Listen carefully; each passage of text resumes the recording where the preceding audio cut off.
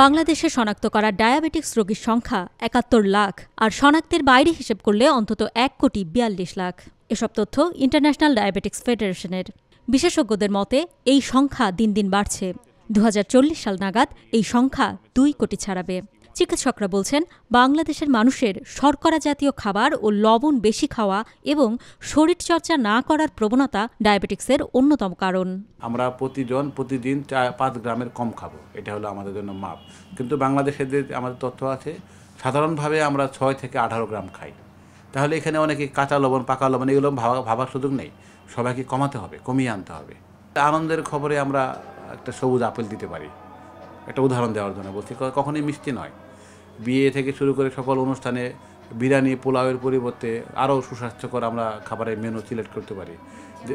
যেমন প্রথমত ভাত কম থাকবে, শাকসবজি প্রচুর থাকবে এবং আমিষ জাতীয় খাবার বেশি থাকতে পারে। অপরদিকে ডায়াবেটিক্স না থাকলেও ৫০% নারীর গর্ভাবস্থায় ডায়াবেটিক্স হতে পারে বলে জানান চিকিৎসকরা, যা মাতৃমৃত্যুর অন্যতম কারণ। শতকরা ৫০% ক্ষেত্রে এই ডায়াবেটিসটি জীবনভর চলতেও থাকতে পারে।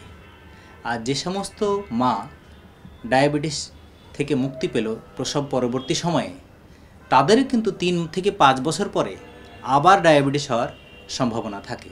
২০১৫ সালের এমডিজির লক্ষ্যমাত্রা পূরণের অন্যতম শর্ত ছিল মাতৃমৃত্যুর হার লাখে ১৪৩ জনের নিচে নামিয়ে আনা, যা পূরণ করতে পারেনি বাংলাদেশ। এখন লাখে মারা যায় ১৭০ জন গর্ভবতী নারী। গর্ভাবস্থায় ডায়াবেটিক্সই এই বিপুল সংখ্যক মাতৃমৃত্যুর অন্যতম কারণ বলছেন চিকিৎসকরা।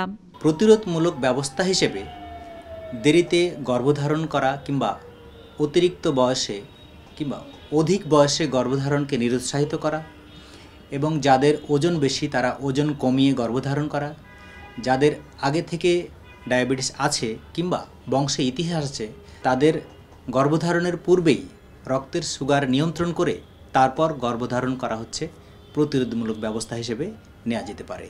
বিশ্বের বিভিন্ন দেশে ডায়াবেটিক্স রোগীর সংখ্যা বাড়লেও সুইডেন ও ফিনল্যান্ড রাষ্ট্রীয় পৃষ্ঠপোষকতায় জীবনযাপন পদ্ধতি ও খাদ্যাভ্যাস পরিবর্তনের মাধ্যমে এই সংখ্যা কমিয়ে ফেলেছে। তাই চিকিৎসকরা সরকারি পৃষ্ঠপোষকতার উপর জোর দিচ্ছেন। বিশ্ব স্বাস্থ্য সংস্থার হিসেব মতে পৃথিবীতে প্রায় ৪৩,৭০,০০,০০০ মানুষ ডায়াবেটিক্সে ভুগছে। এর ৮০%ই বাংলাদেশ, পাকিস্তান আর চীনের। ২০১২ সালে ডায়াবেটিক্সের কারণে ১৫ লাখ মানুষ মারা যায়।